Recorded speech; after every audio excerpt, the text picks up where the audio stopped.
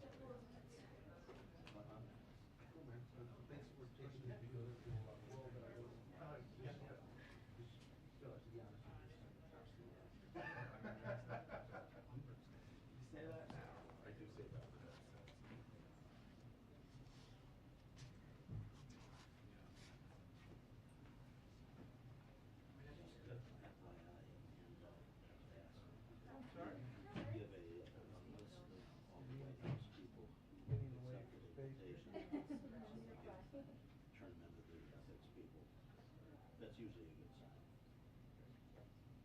Okay, good.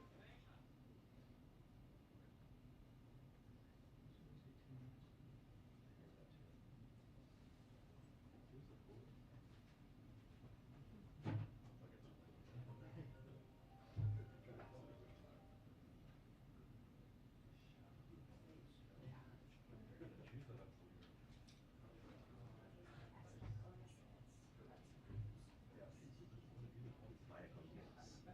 We're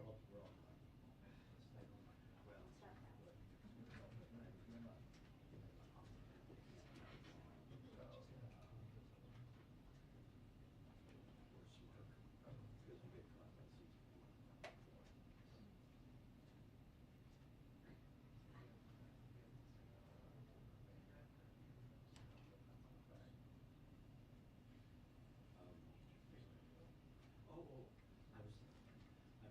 so focused on average time that actually, yes.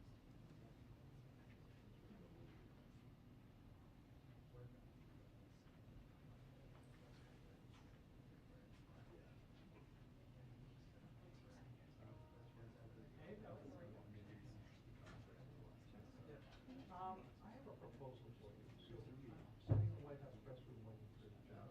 That's supposed to start at 10 a.m. I think she'll be done by 2 for the presidency. Full spray. I'm working away on this. I am hard. I'll right by the keys to Pennsylvania and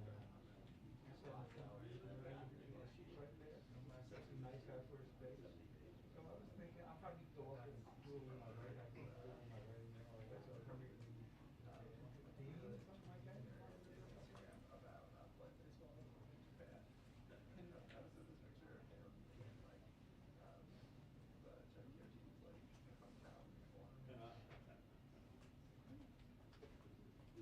Oh, good.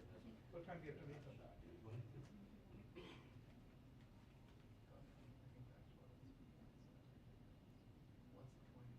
You know, it might work at 2 if you wanted.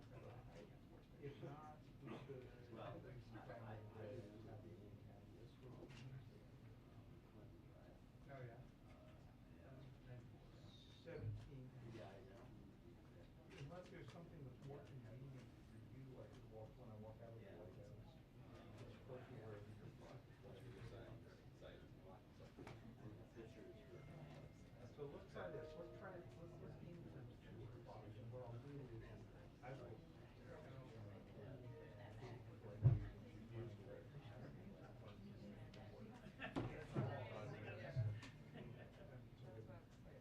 I think 2 o'clock would be okay. Get you out of there by 2:30 or good, right? I'm writing a story. We have a couple things to catch up on. Your house plan here is kind of delayed. I always assumed it was delayed. I never saw it. Getting ready for breakfast.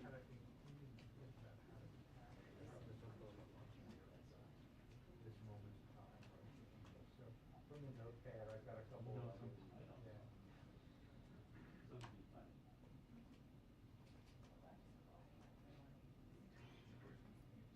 Yeah, people are doing it. I didn't know. If you're all my day job, the Kennedy School, we had talking on this 2 times a week. So, okay. No, I'm sorry. I auctioned it off.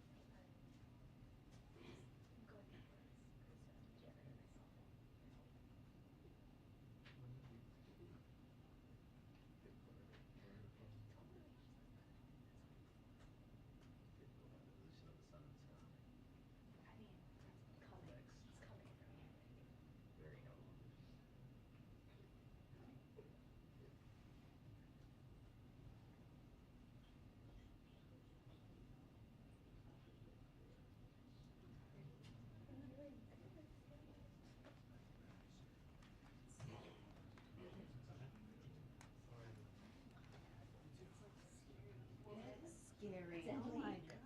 Yikes.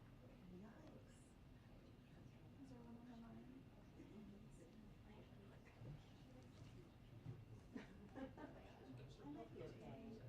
I don't know. 2-minute warning for briefing. 2-minute warning for briefing.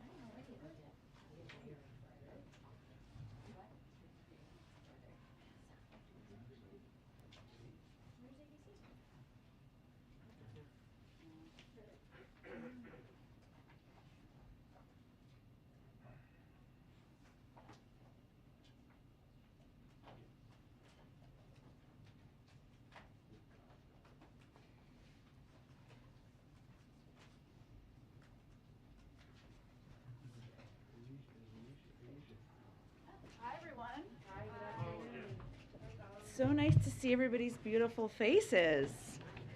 You too, Steve Holland, David Sanger.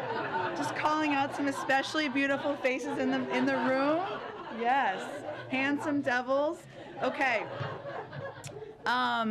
Just wanted to note one thing before we get started. As you all know, later today, the President will sign the Ending Forced Arbitration of Sexual Assault and Sexual Harassment Act into law. The bill amends the Federal Arbitration Act to make it easier for victims of sexual assault or harassment to go to court instead of being forced into arbitration by their employer. This law will affect the more than 60 million workers who are subject to mandatory arbitration clauses in the workplace, often without realizing it until they come forward with a claim against their employer. President Biden has long spoken against forced arbitration clauses in employment contracts, and today marks an important milestone in empowering survivors of sexual assault and sexual harassment and protecting employee rights. The bill would not have been possible without bipartisan work, including from those members of Congress who will be in attendance today, Representatives Bustos and Representative Griffith, and Senator Gillibrand and Senator Graham. Also wanted to note, it is Aisha Roscoe's last day in the briefing room seat before, yes. Thank you for all of your work. And she's going on, you've already announced this. I feel like I'm announcing news, but it's been announced, to host Weekend Edition for NPR as an NPR listener. I look forward to being in my sweatpants and coffee and listening to you this weekend. So congratulations and thank you for all of your work on behalf of the American people. With that, Colleen, why don't you kick us off? All right. So I wanted to ask about oil prices. Sure. They're already at about $111 or so a barrel. Pelosi has come out also in support of banning Russian oil. So why keep the carve out?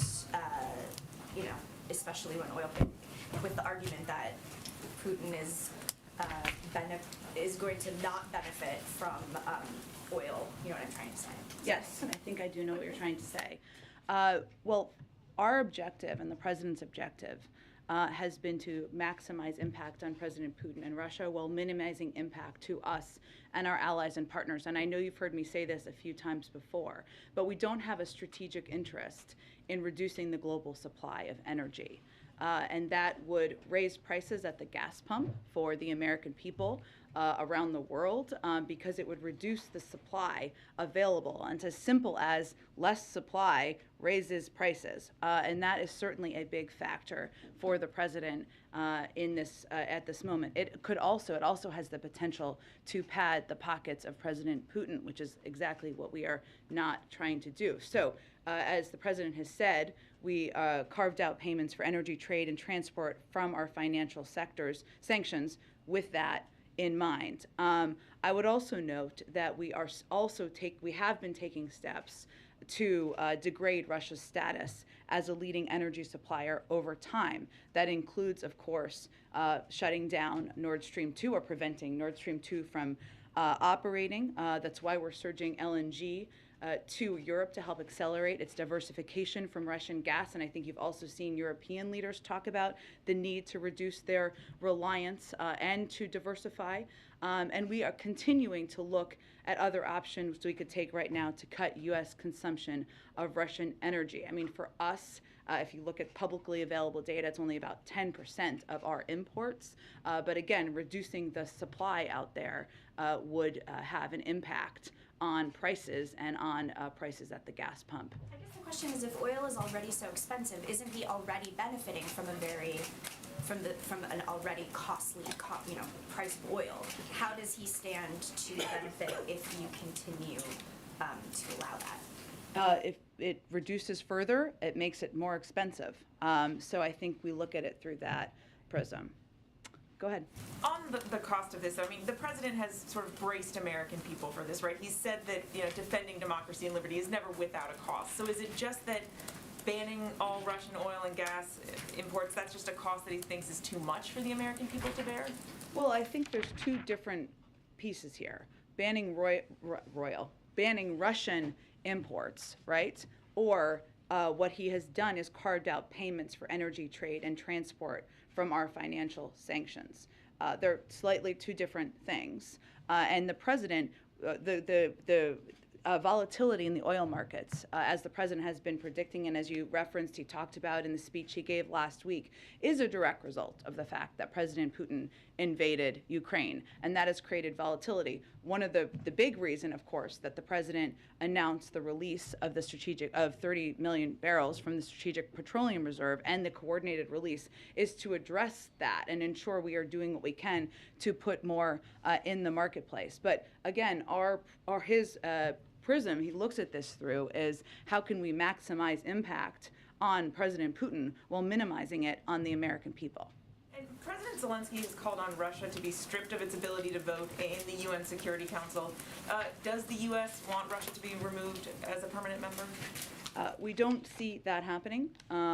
We certainly understand, they have a permanent seat on the Security Council. Of course, that is why it's so particularly disturbing that Russia, given its particular responsibility for upholding the UN Charter, is actively subverting the charter and abusing its position. The fact is they have a permanent, we're really focused on isolating them, on isolating Russia and holding them accountable. And as you know, that's what we and our allies are focused on doing. Go ahead. President Zielenski is calling again for a no-fly zone over Ukraine. Is that something you're giving any thought to at all? Again, the reason why that has not been a step the president has been willing to take or we have been interested in taking is because a no-fly zone requires implementation. It would require essentially the U.S. military shooting down Russian planes and prompting a potential direct war with Russia, the exact step that we want to avoid. When the president of Finland visits tomorrow, does the president want to talk to him about joining NATO? Well, the president is looking forward to welcoming the president of Finland tomorrow to the White House to continue their conversations about enhancing our strong bilateral relations. I would note that they have spoken twice in the last few months, once on December 13th and again on January 18th. I would expect they will discuss the U.S.-Finnish defense relationship, which is very strong and in fact complements Finland's close partnership with NATO. Along with Sweden, Finland's status is as an enhanced opportunity partner for the alliance, which helps ensure strong defense and close security ties in the Baltic Sea region. But it remains for any country, up to that country and up to members of NATO to determine any path forward there. And lastly, Russia's been cracking down on independent media and dissent at home. What's your reaction to that? We have seen that and are deeply concerned. Let me give you some specific examples because as journalists yourself, I think you will hear it as quite jarring. One moment, sorry, I just want to find all the specifics in here. Thank you for your patience. One second. Okay. The Kremlin right now is engaged in a full assault on media freedom and the truth. Let me give you some examples. Today, independent media sites such as Echo Moscow Radio and TV Rain are off the air and threaten to block, they kicked them off the air, and they threaten to block online platforms such as VOA Russia. We've seen Russia prohibit Russian media from referring to what they are doing in Ukraine as, quote, a war, or, quote, an invasion, or, quote, an attack. They are banning their use of terms even, allowing media to use only government-sourced information to report on the war. They've called a special session of the parliament to consider a bill to make unofficial reporting on Russia's further invasion punishable by up to 15 years in prison. They've arrested more than 7,300 protesters, some immediately after they began to protest Putin's war of choice. They have blocked and shut down social media sites such as Twitter, Facebook, and Instagram, and they've limited the amount of dollars citizens can take out of the country. What they are trying to do is block any information about what they are doing to invade a sovereign country, and they're taking severe steps to do exactly that. Go ahead. Just to follow up, is the administration moving closer to banning Russian oil imports? I don't have any assessment of that for you. I just wanted to note the difference between them, or that there are several different components of options. I guess the question is, what's the calculus in waiting if it's ultimately the step that the United States is going to take? Well, there's a policy process that is undergone for any decision that is made. Sometimes those move rapidly, and often there are a range of factors that are discussed as those decisions are made. The Pentagon noted today that Russian convoy that's about 40 miles at least long is still stalled, largely, they believe. Yeah. Does the president still think, though, that ultimately Russia is successfully going to take Kyiv? That continues to be their aspiration. I think the Pentagon also noted that they now have 90% of their military combat power pre-staged at the Ukrainian border is now in Ukraine. They've launched more than 480 missiles at Ukraine in the invasion. That's about up from 450 since Thursday. So they are continuing to take aggressive steps and move towards their ultimate objective, which is taking over Kyiv and taking over the country. Any assessment on timing for that? I don't have an assessment to offer from here. Go ahead. Oh, go ahead. Is there any situation where President Biden would sit down with President Putin in person again, so long as Russian forces are in Ukraine? I can't make an assessment of that, Caitlin. Right now, they're invading a sovereign country and continuing to escalate every day. We're never going to take diplomacy ever off the table, but again, now's not the moment for that. But why not rule out an in-person meeting if his forces are in Ukraine, a sovereign country? Again, we have discussions internally about what the best steps are to de-escalate what is clearly a horrific conflict on the ground. Now is not the moment. We're not planning a meeting between them or an engagement or a call. The president's been very, very clear about that. But we'll have those discussions internally and weigh the range of factors. Go ahead. Thanks, Jen. We understand that new U.S. sanctions against oligarchs are going to be announced this afternoon. Yeah. Individual oligarchs might be named. Yes. How is the White House choosing which oligarchs to sanction? Do you start with the richest ones or the ones with the closest ties to Vladimir Putin? We look at one of the big factors is, of course, the proximity to President Putin. We want him to feel the squeeze. We want the people around him to feel the squeeze. I don't believe this is going to be the last set of oligarchs. Making them a priority and a focus of our individual sanctions is something the president has been focused on. And I understand that a travel ban is going to be one component of this announcement. What about oligarchs who are already here? Will they have to leave the country immediately? Let me check on that for you. I think we'll have some sort of backgrounder on this to get you more details, and the president will have more specifics himself in about 30 to 45 minutes, depending on how close we are in time. Okay. The president announced the other night a ban on Russian aircraft traveling over U.S. airspace. As far as you know, have there been any incursions on U.S. airspace by the Russians since then? And what would the U.S. do if a Russian aircraft were to violate that airspace? I'm not aware of any incursions. I'm certainly happy to check on that, and I can check. I'd really point you to the FAA on that, but and I'll see if there's more we can offer. Okay, and then finally, we all saw the news about the January 6th committee and their belief that there was criminal activity.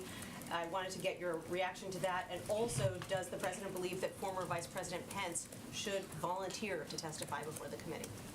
Well, let me first reiterate something you heard the president say.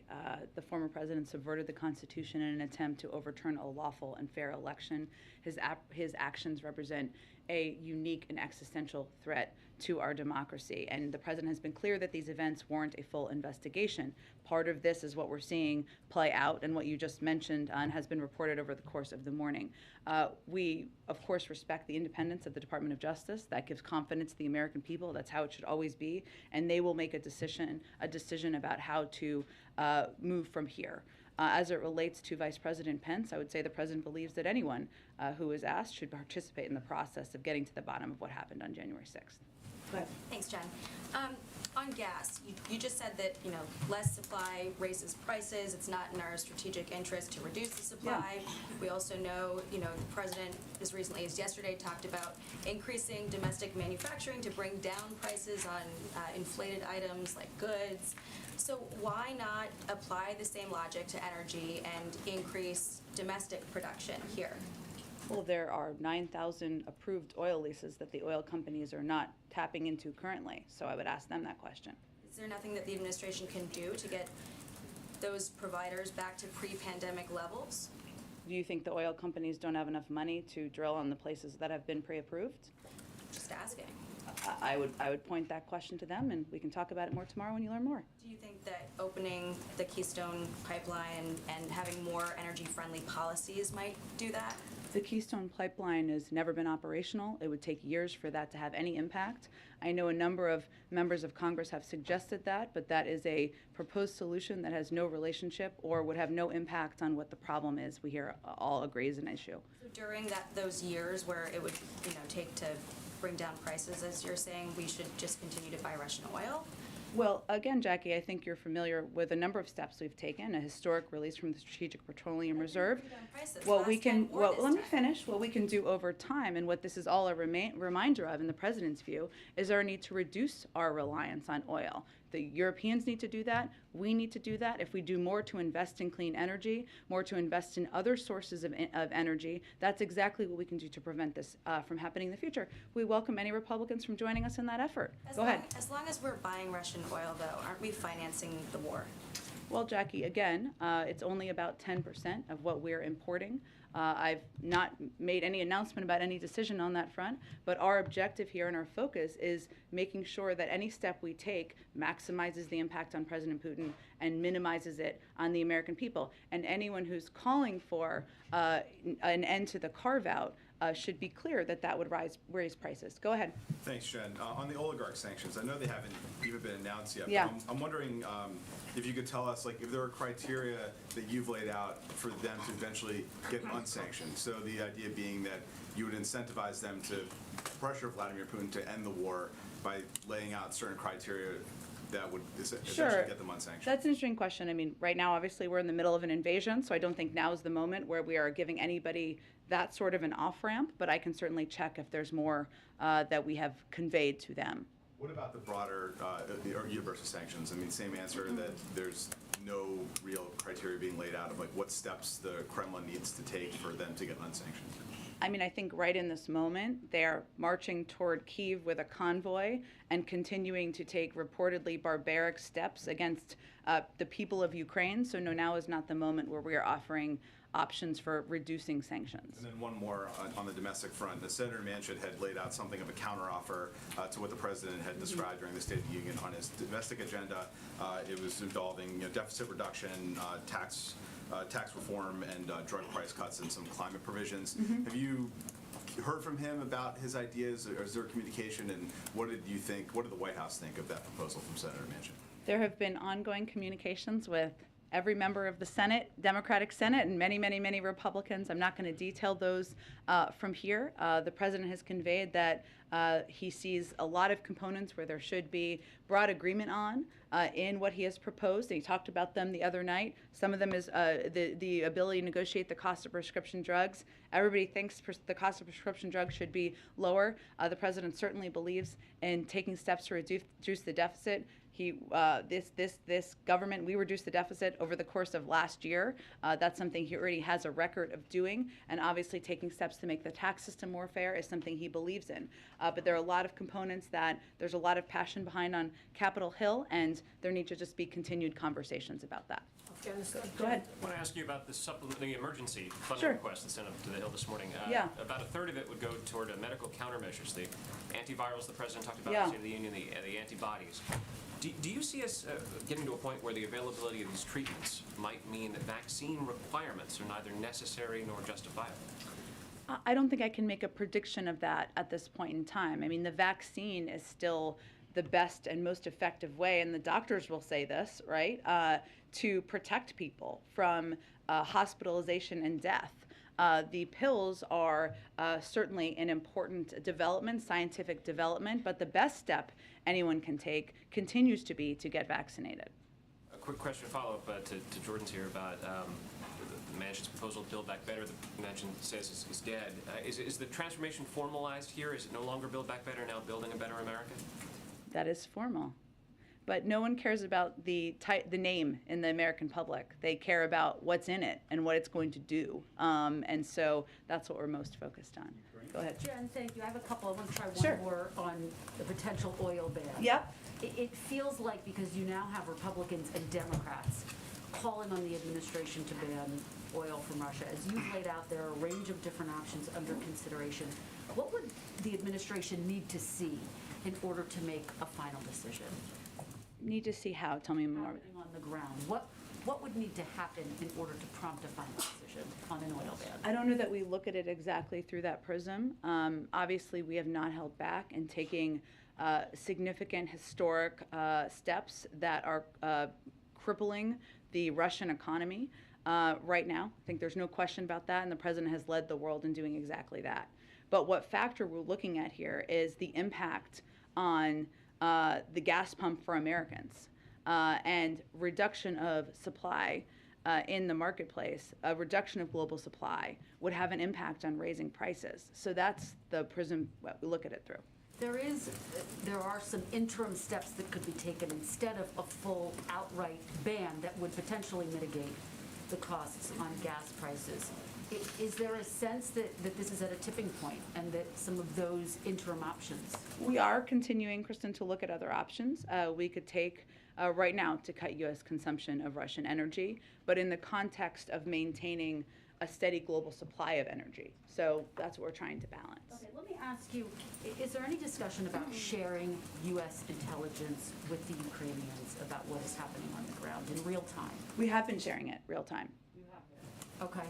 And is there a sense that the communication has been enough to give them what they need in order to be in a defensive posture, in order to fend off the Russian forces to the best of their abilities, to the extent that they can? Well, without getting too far into details of what we do, for obvious reasons, we have consistently been sharing intelligence that includes information the Ukrainians can use to inform and develop their military response to Russia's invasion. That has been ongoing, and reports that suggest otherwise are inaccurate. The world is watching as this convoy is lined up outside of Kyiv. Mm-hmm.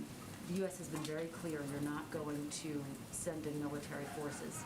Is there anything the West can do to stop the convoy in its tracks, short of military action? Are there any possibilities that are under discussion? Well, one of the reasons the president pushed to expedite the delivery or the approval and delivery of a security package over the weekend was to give them, the Ukrainians, more support, more equipment, more defensive weapons to utilize in this moment.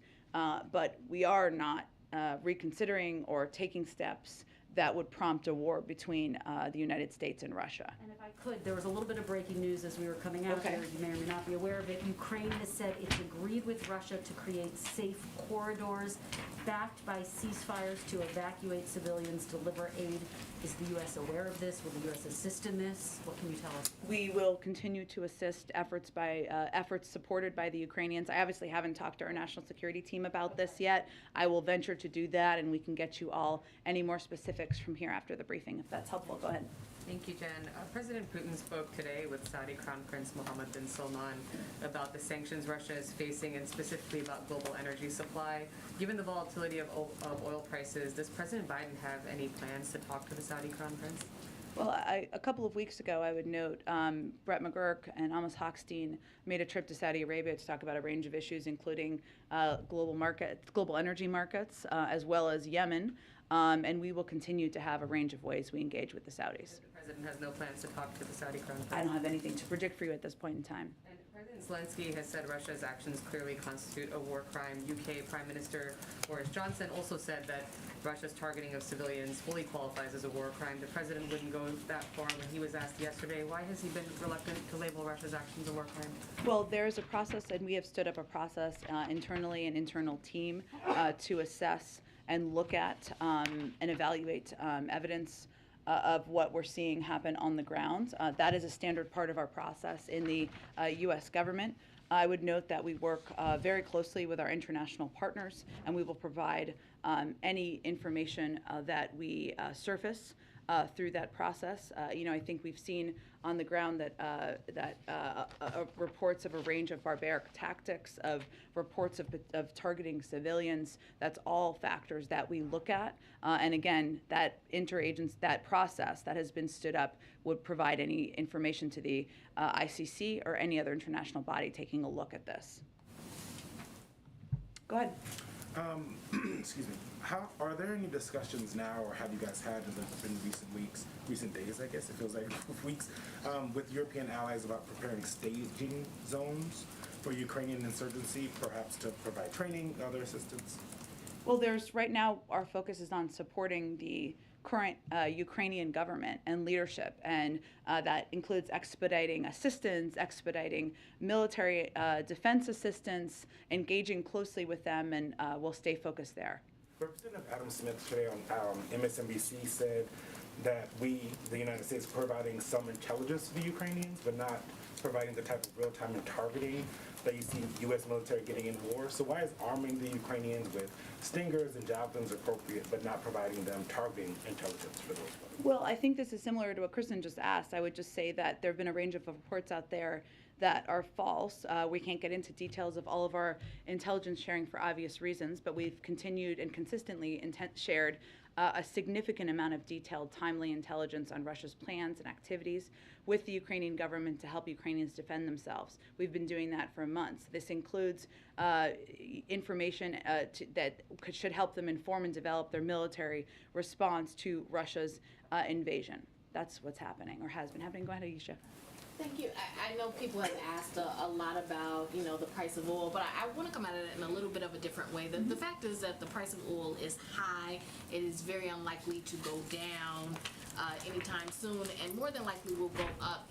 What is the White House looking at? I know that there was the strategic release of oil, but are there other things that the White House is looking at to help consumers at the pump? Maybe to, direct subsidies, maybe more biofuels, maybe easing the Jones Act. Oh, look, what is the plan for Americans who are going to have to be living with these high oil prices? Well, I would say first on the release of the Strategic Petroleum Reserve, it first goes to an auction and it's a process that will proceed, and a lot of that will happen over the course of the coming weeks. So we haven't seen, obviously, all of the direct impact of the announcement that was just made 2 days ago. But a range of options remain on the table. I can't get into all the details of those, but the president is quite focused on making sure that we are taking steps to reduce the impact, to ensure there's supply necessary out there. Obviously, tapping the Strategic Petroleum Reserve is part of that, engaging with global partners around the world who may be big global suppliers about putting more oil in the system. That is part of the discussion. And sure, there are a range of domestic options, but there have been ongoing discussions and considerations. Some of that you saw with the announcement of the Strategic Petroleum Reserve released just 2 nights ago.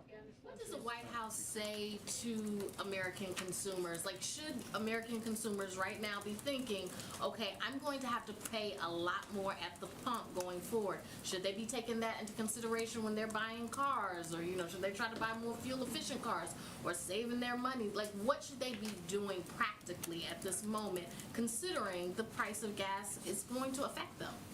Of course it is, as I've been saying, and that's why we've been focused on it for weeks, if not months, to ensure we are taking every step, the president is taking every step to reduce that impact.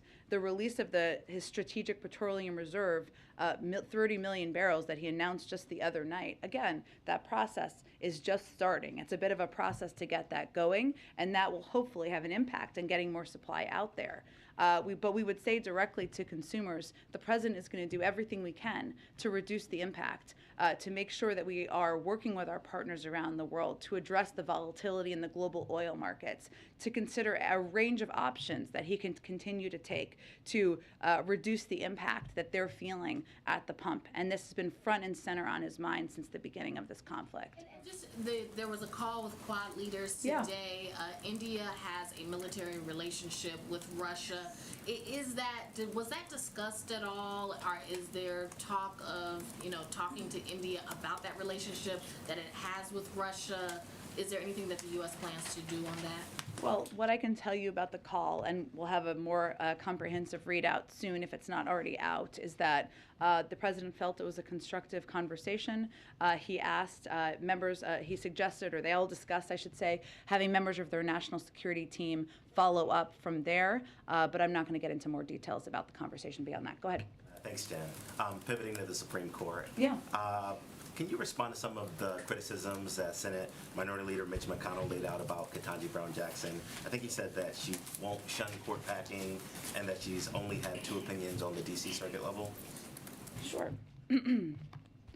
So as I think you're referencing, Ketanji Brown Jackson, Judge Ketanji Brown Jackson has obviously started to have meetings on Capitol Hill that have been ongoing. I would note that as it relates to the first question, the Constitution is clear that the number of justices is a question for Congress, not the judiciary. And a number of you have actually pointed out this morning that during Justice Amy Coney Barrett's confirmation hearing, she was asked a question about court packing or court enlargement, and she said, quote, "That is a question left open to Congress."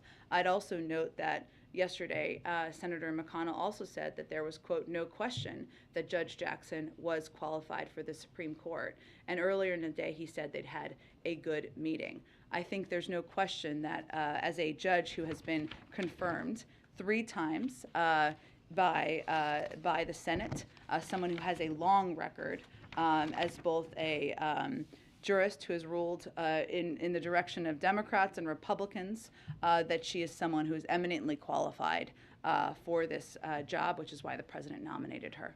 One more on the State of the Union. Yeah. The president repudiated the phrase defund the police, and I wonder if you can talk a little bit about the genesis of that line in the speech. Was it about rising crime in American cities or Republican attacks? And there's also been criticism, that he did not talk about police accountability more in the State of the Union. I wonder if you can respond to that as well. Sure. Well, on the first part of the question, that's been the president's view for decades. He's never been a supporter of defunding the police. He made that clear on the campaign.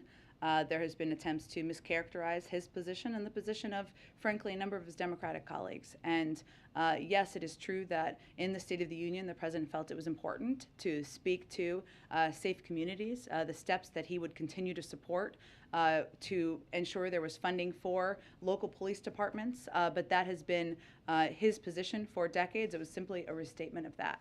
On the second part of your question, I would say that the president has been clear many times that he believes that we need to continue to ensure police departments have the funding they need, that there are strong relationships and partnerships built with communities, but that there also needs to be steps that are taken to ensure there are accountability measures put in place. He was a strong supporter of the bipartisan discussion about police reform that unfortunately stalled, but remains, a consideration of an executive order remains under consideration. I would also note that there are a number of steps that the Department of Justice has taken, banning chokeholds, et cetera, at the federal level that the president is proud that has happened in his administration. Go ahead. Jen, I wanted to return to this question of finding off-ramps for Putin that we discussed. So from your many years in the State Department in a situation like this, that's the first thing that diplomats begin to try to think about. You need something face-saving if you were going to get him to reduce the amount of violence and going into Ukraine. What kind of ideas are you kicking around here that might provide a way for him to find a more graceful way out of this before you've got the kind of large-scale civilian casualties you're clearly worried about? Yeah, I think, David, we have provided many off-ramps to President Putin through the course of the last several months. I know there have been a range of discussions about transparency measures, about positions of missile defense systems that have been undertaken for the last several weeks. It's going to be very hard to have for diplomacy to succeed without military de-escalation. And whatever we do, we're going to do that in lockstep with our partners and allies. Secretary Blinken is leaving today for Brussels. He's going to meet with NATO, the EU, and the G7 allies and partners to continue our close coordination before heading to Poland, Moldova, and the Baltic countries. But again, our effort and our focus right now is continue to work with our allies and partners to implement these sanctions, put the pressure on, and leave the door open to diplomacy, of course. But it's difficult to do that in the middle of a war. So if there is de-escalation, if you could get a ceasefire, for example, before Kiev turned into more of a ruin, is the administration willing to then suspend some of the sanctions that they recently announced? I'm not going to lay out conditions from here. I think those are conversations, the range of conversations, if there are de-escalatory steps that we would have with our European partners. And obviously, Secretary Blinken will be playing a front and center role in doing exactly that. One last one for you. President Zielenski, in a news conference he gave a few hours ago, said that the West should recognize that where Putin is headed toward, he said, was Berlin. I mean, his point being that he wanted to take this war beyond Ukraine. Mm-hmm. Is that the administration's current assessment based on what Putin has said in public, in his conversations with Macron, with the president, and so forth? I think we all watched the speech, which now feels like it was a year ago, but was only last week, where he made clear he had broad ambitions of what he wanted to achieve. It is also true, though, that NATO has never been more unified, thanks in part to President Putin's aggression. And there are a range of countries that are exactly in that region who are NATO partners and allies. And President Putin would have to make a decision to go into a country where there is a NATO alliance, where there's Article 5 obligations, should he decide he wants to proceed beyond. So I don't have a new assessment from here other than... If you go to Moldova or Georgia, they're not NATO members. Certainly, I understand that. But, again, David, I don't have a new assessment to offer. But we are also closely watching, of course, what President Putin does and is doing since he delivered that speech last week. But I don't have anything new beyond what he has himself said publicly. Go ahead. Pivoting back to the President's State of the Union speech, on Tuesday he said that he wants to secure our border and fix the immigration system. That's a bit of a shift from last year's speech to Congress, where he spoke more about trying to find the root causes of why people are migrating. Why was there this sort of shift in messaging, kind of focusing on securing the border? And is that a new priority, or have priorities changed on immigration for the administration? No, I would say first the bill that the president proposed on his first day in office included smarter security and border protections, and also included a more humane path for migrants entering the country. Both of those remain priorities for the president. He believes that the immigration system is broken. It's long overdue to fix it.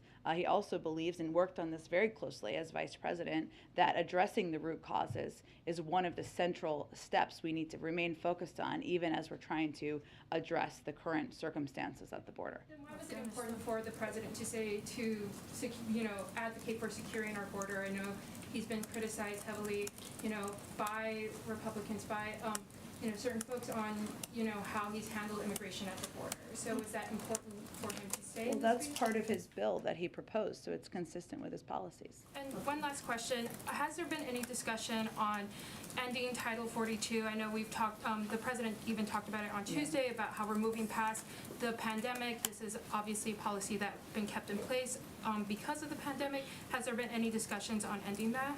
Well, that is a decision for the CDC to make. I believe Dr. Zielenski said yesterday that she's reviewing that decision, so I can't get ahead of any decision she makes, but she is looking at that, and that's an assessment they make from the CDC. Go ahead, Karen. Thanks, Jen.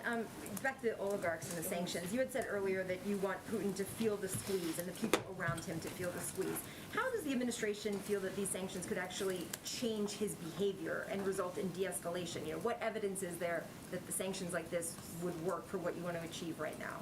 Well, it's a factor. It's not the only factor, right? But what we're talking about here is seizing their assets, seizing their yachts, and making it harder for them to send, their children to colleges and universities in the West. These are significant steps that will impact the people who are closely around President Putin. It's not the only step we're taking. Obviously, the financial sanctions and the steps we've taken have crippled the financial sector so much in Russia that they've kept the stock market closed for a couple of days. So it's just an effort to get close to the people around President Putin. Canada announced a new program to expedite refugee arrivals and says there's no limit on how many can apply. Is there a conversation in the administration about raising the refugee cap to accommodate Ukrainians that would want to come here? I have to check and see if the cap would actually need to be raised. We have said that we continue to be open to receiving refugees, of course, that what our focus is on, given the vast majority of them have expressed an interest in going to European countries and neighboring countries, is being the largest provider of humanitarian assistance in the world, something that we increased over the course of the last several days, and Samantha Power made an announcement about that, and continuing to provide assistance that way. But we remain open as well. I think it's just, again, important to note what the preference is of the vast majority of the refugees who are leaving Ukraine. Go ahead. We got to wrap up in a second, but go ahead. Yeah, President Zielenski earlier said, calling for a no-fly zone again, said, if you don't have the strength to close the sky, then give me planes. Is the United States open to sending more air support to Ukraine? again, I'm not going to get into more details of what the Department of Defense may or may not consider, but what I will tell you is that we have continued to provide a range of defensive assistance, something we have increased, only increased over the last several days, but we are not considering taking steps that would put us in direct conflict with Russia. Is there any concern with, you laid out the explanation for why you're steering clear of sanctioning Russia's energy sector at this point. Is part of the calculation in terms of how much to ratchet up, worrying that Putin will at some point determine that the U.S. has already joined the conflict everywhere but the battlefield and will retaliate? Is that a factor in the administration's decision-making in terms of how far to go, or is that already I'm not sure I understand the question. Well, the sense that Putin may retaliate against the United States, whether through cyber attack, some other measure, is trying to avoid that and trying to maybe not go past a certain line potentially. Is that something that I the would say administration- that the sanctions, the financial sanctions that we have issued are on par with what we have done to Iran. They are significant, they are historic, and they are crippling the sector. So I don't think we have held back in any capacity, aside from making sure we're prioritizing the impact on the American people. So no, I would not say that's how we view it. Okay, everyone, I'm sorry. I'm sorry, guys. We'll do this again tomorrow, and we'll be here. Thanks, everyone. Okay, I forgot I don't have a mask. I look. Thanks, everyone. Bye.